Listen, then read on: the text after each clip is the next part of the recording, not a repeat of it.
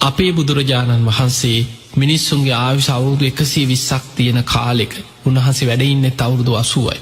බුද්ධත්වයට පත් වෙලා වැඩ හිටියේ අවුරුදු 45යි. එතකොට ඒ වගේ කාලෙක අවුරුදු 6කට ආසන්න කාලයක් දුෂ්කර ක්‍රියා කරා. ඊළඟට අපිට පෙර බුදුවරු අනුව ගත්තාම මීට පෙර පහළ වෙච්ච බොහෝ බුදුවරු ඔය සූවිසි බුදුවරු අටවිසි බුදුවරු පැත්තට ආපස්සට හැරිලා බැලුවොත් ඒ හැම බුදු කෙනෙක්ම උපරිම මාස 6යි. වැඩිපුරම මාස 6යි මාස 3යි මාසයයි සතියයි සති 3යි ඔය වගේ කාල තියෙන දුෂ්කර ක්‍රියා කරලා. හැබැයි අපේ බුදුරජාණන් වහන්සේ පමණක් අවුරුදු 6කට ආසන්න කාලය. එතකොට හිතන්න පැති කීපයක් තියෙනවා. එකක් තමයි දීර්ඝ ආයුෂ තියෙන කාලවල කෙලෙස් අඩු කාල. ලෝකේ ගොඩාක් මීට වඩා දිව්‍ය ලෝක වගේ සැප බහුල කාල. මිනිසුන්ට කෙලෙස් අඩුයි. දුෂ්කර ක්‍රියා කරන්න ටික කාලය. මිනිසුන්ගේ ආයුෂ පිරිහෙන්න කෙලෙස් බහුල මනුස්ස ලෝකේ බොහොම අමාරු කාල. එවැනි කාලවල අපේ බෝසතාණන් වහන්සේට අවුරුදු 6කට ආසන්න කාලයක් දුෂ්කර ක්‍රියා කරලා ශරීරයට අනේක විද දුක් පීඩා දෙන්න වුණා. ඊළඟට තවත් තැනක සඳහන් වෙනවා මේක කර්ම විපාකයක් හැටියට පෙන්වන තැනක් තියෙනවා. ඒ තමයි කාශ්‍යප බුදුරජාණන් වහන්සේ කාලේ අපේ බෝසතාණන් වහන්සේදා ජෝතිපාල මානවකයා. එදා යාළුවෙක් හිටියා ගටිකාර. ඒ යාළුවා තමයි බණහන්න යන් කියලා එක්කන් යන්න උත්සාහ කරන්නේ. එතනදී මේ ජෝතිපාල මානවකයා පෙර පාරමී පුරාගෙන ආපු කෙනා දැන් ඊළඟට කාශ්‍යප බුදුහාඳුරන්ගෙන් පස්සේ බුදු වෙන්නේ ඉන්නේ. නමුත් මේ කෙලෙස් සහිත සංසාර ගමනේ භයානකකම දැන් අර ගටිකාර තමයි බුදුහාඳුරන්ගෙන් බණහලා ගටිකාර කුඹල් කරුවෙක් කෙනෙක් වළං හදපු කෙනෙක්.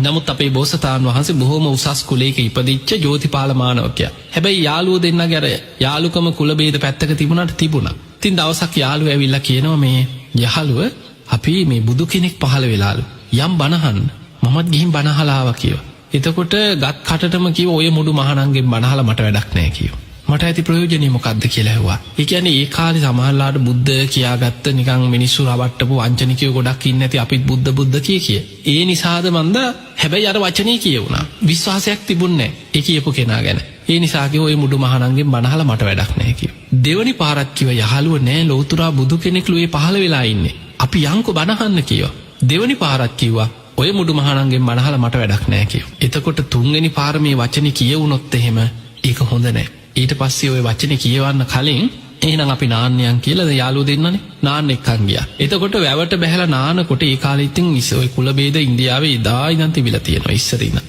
ඒ වෙලාවේ දැන් උසස් කුලයේ කෙනෙක් ගඟට බැහැලා නානකොට පහත් කුලයේ කෙනෙක් ගඟට බහින්නේ නැහැ. ඒ නිසා යාළුවා වුණත් කිව්වා ඔබ නාලා ගොඩට එන්නකෝ කියලා. ගම් ඉවුරට වෙලා වාඩි වෙලා කල්පනා කරා කොහොමද මෙයා බනහන්න එක්ක යන්නේ.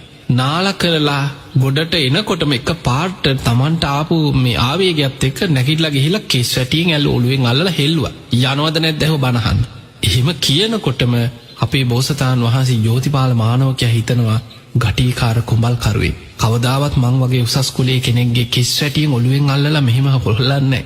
ඒකාන්තයෙන් මගේ ඔළුවෙන් අල්ලලා මේ සැර කරලා මට මෙහෙම කීවේ. එහෙනම් ඔය කියන කෙනා ඒකාන්තයෙන් බුදු කෙනෙක් වෙන්න ඇති. යන් එහෙනම් කියලා එතනදි ගියා බණහන්. එදා බණහලා අවසන් වෙනකොටම බුදුරජාණන් වහන්සේ විවරණ දුන්නා මහණෙනි මේ ජෝතිපාල නමින් මේ ඉන්න මේ මහා පින්වන්ත කෙනා මේ මහා බද්ද කල්පේ ඊළඟට ගෞතම නමින් සම්බුද්ධත්වයට පත් වෙන කෙනා කියලා. එතකොට බලන්න අර පාරමී පුරාගෙන ආවත් අන්තිමට අර වචනෙන් ඔය මුඩු මහණන්ගෙන් බණහලා මට වැඩක් නැහැ කියන වචනේ කියුණා දේවතාව. අන්නේ වචනෙන් වෙච්ච බුදු කෙනෙකුට ඒ වචනෙන් වෙච්ච අකුසල විපාකයක් හැටියට කියනවා අවුරුදු 6කට ආසන්න කාලයක් දුෂ්කර ක්‍රියා කරන්න උනේ. ඒක කර්ම විපාකයක් හැටියට සඳහන් වෙලා තියෙනවා.